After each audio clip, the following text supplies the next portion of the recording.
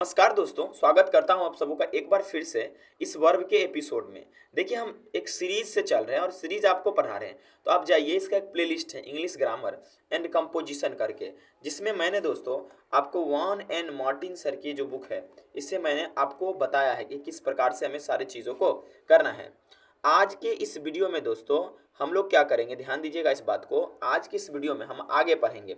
हमने कल आपको देयर से संबंधित चीज़ों को बताया था कि कैसे हम देयर का इस्तेमाल करते हुए आगामी सब्जेक्ट के हिसाब से हम लोग क्या लेते हैं, वर्ब का इस्तेमाल करते हैं।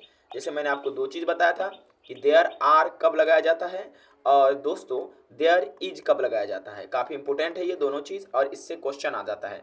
जैसे एक गाय है तो यहाँ पर इज लग गया इसके अकॉर्डिंगली, और यहाँ पर दोस्तों टेबल्स हैं, इसके अकॉर्डिंगली यहाँ पर आर लग गया। इससे कोई मैटर नहीं निकलता है। ठीक है, तो चलिए अब आगे डिस्कस करते हैं 7 नंबर रूल पर। सेंटेंस को समझाएंगे, आपको जो रूल्स है वो बताएंगे। देखिए दोस्तों क्या कह रहा है, जब वाक्य का सब्जेक्ट एक इन्फिनेटिव इन्फिनेटिव प्लस टू के रूप में होता है तो निम्न सेंटेंस स्ट्रक्चर का प्रयोग उचित लगता है। कह रहा है कि जब आपका कोई सेंटेंस है और उसमें आपका इन्फिनेटिव का इस्तेमाल किया जाता है तो उसको बनाते वक्त क्या ध्यान रखना पड़ता है। तो पहले मैं आपको समझाता हूँ, अभी उस बात पर ध्यान नहीं दीजिए। देखिए, अगर मैं ये बोलूँ आपसे मिलकर बहुत अच्छा लगा, तो आप कैसे बोलेंगे? कहेंगे sir it is nice to meet you. कभी ऐसे आप बोले हैं to meet you is nice?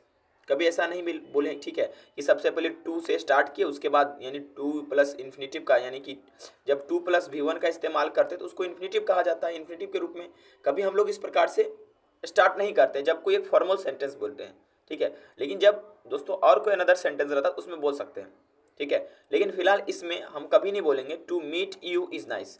तो ऐसा बोलते it is nice to meet you, आपसे मिलकर बहुत अच्छा लगा। ये उचित भी है और सही भी लगता है बोलना। ठीक है, तो दोस्तों आपको मैं बताना क्या चाहता हूँ, कभी भी जब आप कभी इन्फिनेटिव का स्ट्रक्चर यूज करना चाहे, जब आप टू प्लस V1 की स्थिति को देखना चाहे, तो आप उसको कैसे लिखेंगे। अगर इट के साथ इस्तेमाल कर रहे हैं तो सबसे पहले इट लिखेंगे, उसके बाद बी का मतलब क्या हुआ, जो वर्ब का फॉर्म है, आप इज लगा रहे हैं, मतलब इज, वाज, वेयर, जो आप लगाना चाह रहे हैं।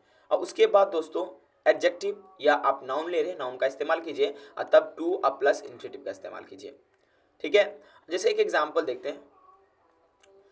It was a pleasant surprise to talk with her. ठीक है, मतलब कि यह एक प्लीजेंट सरप्राइज था उससे बात करना। ठीक है, जिसमें कुछ आश्चर्य होता है या कुछ हमको अच्छा अनुभूति लगता है। तो यहाँ पर देखिए, जब मैंने इट का इस्तेमाल किया, उसके बाद हमने बी फॉर्म में यहाँ वाज का इस्तेमाल हुआ, पास्ट में बना। प्लेजेंट का माने सुहावना होता है, ठीक है, अच्छा है। सरप्राइज का माने बड़ा प्लेजेंट सरप्राइज है। ठीक है, ओके। और उसके बाद दोस्तों यहाँ पर हमने टू प्लस V1 इस्तेमाल किया, टू प्लस इन्फिनेटिव यानी टू वॉक। ठीक है, याद रखिएगा ये भी चीज़ कि जब टू है, अगर उसके बाद हम वर्ब का इस्तेमाल करते हैं तो वो एज ए इन्फिनेटिव का काम करता है। ठीक है, अब आगे बात करते हैं दोस्तों। अब दोस्तों जब इसी सेंटेंस में, जब ये सेंटेंस दिया गया, जब इसी सेंटेंस में हाउ या वाट का इस्तेमाल करके हम जब इसको एक्सक्लेमेटरी बना देते हैं, इस वाक्य में परिवर्तन हो जाता है। ओके, जैसे एक चीज पहले समझिए इसका स्ट्रक्चर क्या होता है। तो सबसे पहले जब एक्सक्लेमेटरी होता है तो हाउ या वाट आता है, उसके बाद एडजेक्टिव या नाउन हम लेते हैं, तब उसके बाद इट, और उसके बाद प्लस बी का फॉर्म, और उसके बाद दोस्तों प्लस टू प्लस इन्फिनेटिव। ठीक है, जैसे देखिए, अगर ये जरूरी पड़ेगा तब ब्रैकेट में, चूंकि नहीं पड़ेगा तो नहीं भी लिखेंगे। ठीक है, देखिए how nice to walk here with you. ठीक है, देख इसका भी अर्थ ये हुआ कि एक सरप्राइज दिखा रहा है, कितना अच्छा लग रहा है आपके साथ मुझे चलकर, एक सरप्राइज में दिखा रहा है। ठीक है, what a pleasant surprise to talk with her. ठीक है, और यहाँ पर भी देखिए एक चीज आप गौर करेंगे कि सेंटेंसेस में बोलने का शैली तो वही है, लेकिन किसके सामने बोला जा रहा है। ये जो है आपका नॉर्मल रूप में बोला जा रहा है, और ये दोस्तों किसी व्यक्ति के सामने हम कैटेगरिकली रूप में बोलते हैं। ठीक है, what a mistake to ignore their advice. ठीक है, ओके। ये सारा का सारा चीजें जब एक्सक्लेमेशन होता है तब इस्तेमाल करते हैं। अब नेक्स्ट बढ़ते हैं। ठीक है, जब वाक्य का सब्जेक्ट एक जरंड या जरंडियल फ्रेज हो। ठीक है, देखिए जब वाक्य का जो सब्जेक्ट जरन, जरन किसको कहते हैं, जब आप वर्ब में आईएनजी लगा देते हो तब वो जरन का फॉर्म कर लेता है। ठीक है, या ये इससे बना हुआ एक फ्रेज हो तो इट का प्रयोग करते हुए निम्न स्ट्रक्चर का प्रयोग करें। मतलब यहाँ पर आपको इट का प्रयोग कहाँ कहाँ करना चाहिए, इस चीज़ के बारे में आपको बताया जा रहा है। ठीक है, जैसे देखिए हमने इट लिया, उसके पास प्लस टू बी फॉर्म लेंगे। प्लस टू बी फॉर्म का मतलब वही is, am are, was, were. ठीक है, उसके बाद एडजेक्टिव या नाउन तब जेरन फॉर्म को लेंगे। ठीक है, जैसे देखिए it, to be form is, so nice, यहाँ पर आपका एडजेक्टिव का काम हुआ, वॉकिंग या जरन का काम हुआ। यहाँ पर बाकी जो है आपका जो भी आपका ऑब्जेक्ट वाला पार्ट है, कॉम्प्लीमेंट वाला पार्ट है वो, जैसे it is so nice walking here with you, ठीक है, मतलब यहाँ पर आपके साथ मैं चल रहा हूँ, बहुत अच्छा लग रहा है मुझे। इस तरह के सेंटेंसेस में आपको मीनिंग निकलता है। It is no good crying over spilt milk, ये बहुत इंपॉर्टेंट सेंटेंस है, लिख लीजिएगा। मतलब जब चिड़िया चुग जाए खेत तो पछताने का क्या फ़ायदा, उससे पहले आपको क्या करना चाहिए, काम करना चाहिए था उस पर, ठीक है। अब 10 नंबर पे बात करते दोस्तों। छोटा छोटा चीज आपको बता रहे एकदम बिल्कुल गौर कीजिएगा, ठीक है। जब वाक्य में क्लाउज सब्जेक्ट के कॉम्प्लीमेंट के रूप में प्रयुक्त हो, अर्थात बिना क्लाउज के सब्जेक्ट का को पूर्णता नहीं मिले, ऐसे वाक्य का स्ट्रक्चर निम्न होता है। देखिए जब क्या है कि जो क्लाउज है उसको कॉम्प्लीमेंट सब्जेक्ट कॉम्प्लीमेंट के रूप में इस्तेमाल करें, और उस इस्तेमाल करने के बाद क्या होगा, वो सब्जेक्ट पूरा ना हो, तो दोस्तों उसमें हम भी इस्तेमाल कर सकते हैं, ठीक है। जैसे देखिए the trouble is that all hotels are such, ठीक है। ओके यहाँ पर देखिए, यहाँ पर जो है आपका सब्जेक्ट एज अ कम्प्लीमेंट के रूप में काम कर रहा है, कह रहा है समस्या का घर ये है कि सारा होटल बंद हो चुका है, ठीक है। तो ये सब कुछ इंपॉर्टेंट बात है जो आपको ध्यान में रखना पड़ेगा, ठीक है। और ये जो 11 नंबर है ना, ये सबसे अधिक इंपॉर्टेंट है। जब वाक्य में क्लाउज एक सब्जेक्ट की तरह प्रयुक्त हो, सामान्यतः दैट को ओमिट किया जाता है एवं वाक्य का स्ट्रक्चर निम्न होता है। देखिए जब सेंटेंस में जो है वाक्य जो है किसके रूप में हो, वाक्य में आपका जो है ये जब वाक्य में क्लाउज एक सब्जेक्ट की तरह हो, ठीक है, जो हमारे पास क्लाउज है वो किसके रूप में काम करें, सब्जेक्ट के रूप में काम करें। जैसे देखिए उसका फॉर्म पहले समझ लीजिए, it plus to be form अभी तक आपको बताएं, नाउन या एडजेक्टिव आ जाएगा और plus clause as a subject. जैसे देखिए अब यहाँ पर इट हो तो इट रह गया, इज क्या हो गया आपका टू बी फॉर्म यानी बी फॉर्म, उसके बाद टाइम हो गया, ठीक है, आपका नाउन के रूप में, और यू स्टार्ट यहाँ पर क्या है कि क्लाउज है, ठीक है, लेकिन यह किसके रूप में यूज हुआ है, आपका सब्जेक्ट के रूप में यूज हुआ है, ठीक है। यह वही समय जब तुमने स्टार्ट किया। तो यहाँ पर एक एग्जांपल और देखिए, it is doubtful whether he would be able to attend the function. तो ये कुछ चीज़ें आपको पढ़ना है। It is good news, it is a good news you have found a job, ठीक है, अच्छी बात है कि तुम्हें एक जॉब मिल गया। माफ कीजिएगा दोस्तों, माफी चाहता हूँ, ठीक है। देखिए अब जो है आगे बात करते हैं कि जो एक्सलरी वर्ब्स हैं उसमें टू बी का प्रयोग निम्न प्रकार वाक्यों में बनाया जाता है। देखिए कैसे, अगर सब्जेक्ट लिए उसके साथ इज एम आर या was were plus adverbial adjunct लेते हैं, ठीक है। जैसे देखिए he is here in the room, वो कहाँ पर, यहाँ पर है, रूम में है, कमरे में, ठीक है। यहाँ पर देखिए आपको क्या हुआ, एडवर्बियल एडजंक्ट ले लिया, ठीक है। ये सारी चीज़ें आपको ध्यान में रखना पड़ेगा। हेयर देयर के समानता वाक्य के अंत में लिखते हैं, लेकिन एक्सक्लेमेटरी वाक्य में इन्हें वाक्य के शुरू में लिखा जाता है। देखिए दोस्तों जो हेयर और देयर है, आप यहाँ पर देखेंगे यहाँ पर भी ये अंत में आया, और उसके बाद बहुत जगह पर आप देखेंगे यहाँ पर भी लास्टली लगा, यहाँ पर भी जो है आप गौर से देखिएगा, और कहीं भी इस्तेमाल है, यहाँ पर देयर का इस्तेमाल यहाँ हुआ। लेकिन ये तो नॉर्मल सेंटेंस है, लेकिन जो सेंटेंस दोस्तों एक्सक्लामेशन वाला, यानी जिसमें कुछ आपका विस्मय दिख रहा है, किसमें आश्चर्य जिसमें आपको दिख रहा है कुछ, तो उस तरह के वाक्यों में आपको क्या करना है, हेयर का इस्तेमाल शुरुआत में करना है।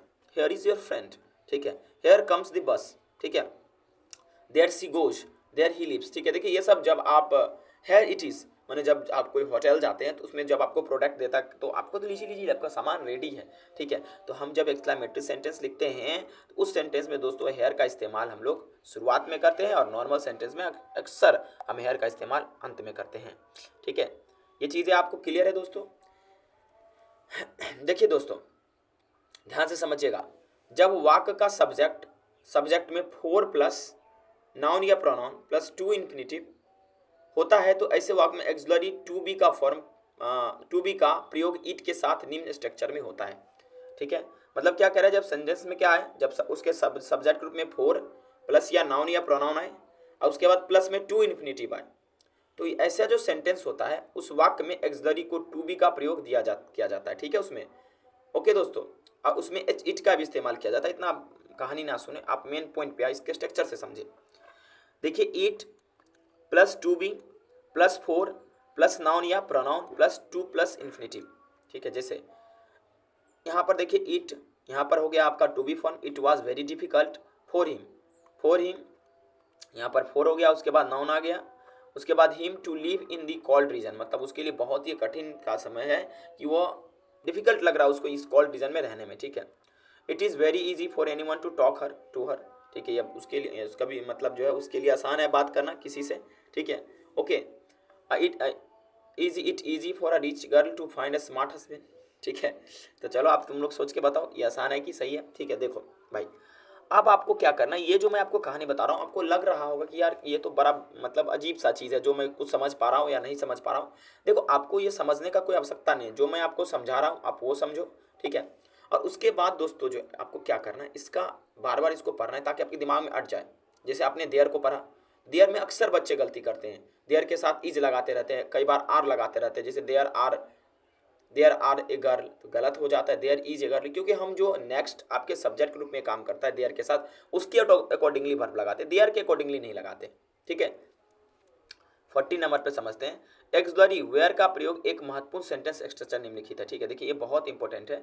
ठीक है, इस पे कई बार आपके क्वेश्चन आते हैं एसएससी में, सीजीएस में, सब जगह पे। तो देखिए इफ है, सब्जेक्ट है, उसके बाद वेयर और कंप्लीमेंट, यानी एक ये काल्पनिक रूप हो जाता है। जब इफ के साथ हम वेयर का इस्तेमाल करते तो एक कल्पना करते, जैसे यदि मैं राजा होता या काश में राजा होता, तो काश में राजा होता if I were a king, यहाँ पर आई के साथ भी वेयर लगाते। जहां पर आप कल्पना कर रहे हैं, जहां पर आप विश कर रहे हैं, तो वहां पर आप इफ के साथ अगर आई लगा रहे तो वहां पर आप वाज ना लगाए, वेयर का इस्तेमाल करें। जैसे इफ सी वर बट, अगर वह पक्षी होती, यदि वह पक्षी होती, काश वह पक्षी होती। ठीक है। If I were a young again, काश में जवान फिर से होता या पुनः मैं जवान हो जाता। ठीक है, तो ये हमारा क्या है, कल्पना है। ठीक है। इस तरह के वाक्यों को निम्न स्ट्रक्चर द्वारा समान अर्थ में लिखा जा सकता है। आप ऐसा भी लिख सकते हैं, वेयर आई अ किंग, काश में राजा होता, तो पहले वेयर का इस्तेमाल कर लीजिए, उसके बाद सब्जेक्ट और उसके बाद कंप्लीमेंट ले लीजिए। नहीं तो इफ लीजिए, सब्जेक्ट लीजिए, उसके बाद आप वर्ब लीजिए, तब बाकी पार्ट को लीजिए। ठीक है, उसमें भी वही अर्थ निकलता है। जैसे ही आप इफ, ध्यान रखिएगा एक बात का, जैसे ही आप इफ या वेदर के साथ दोस्तों आप वेयर लगाते हैं या सब्जेक्ट लेकर वेयर लगाते हैं, तो आपको एक बात ध्यान रखना पड़ेगा कि इसमें आप कल्पना कर रहे हैं। जैसे अगर मैं एक राजा होता तो मैं एक मंदिर बना देता, या काश में एक राजा होता, काश में एक महान व्यक्ति होता। ठीक है, इस तरह की चीज़ें में जब हम बात करते हैं तो उस स्थिति में दोस्तों हम लोग क्या लगाते हैं, उस स्थिति में हम लोग इस्तेमाल करते हैं दोस्तों इफ के साथ सब्जेक्ट और उसके साथ हम वेयर का इस्तेमाल करते हैं। इस पे सीडीएस में भी काफ़ी क्वेश्चन आया है। ठीक है। अब दोस्तों हम हैव और हैज को नेक्स्ट सेगमेंट में पढ़ेंगे। ठीक है, और इसका दोस्तों सीरीज का आपका पूरा है बना हुआ, एससी गुप्ता सर की किताब का, आप जाइए उसको जरूर देखिए, आपका बेसिक क्लियर होगा। ठीक है।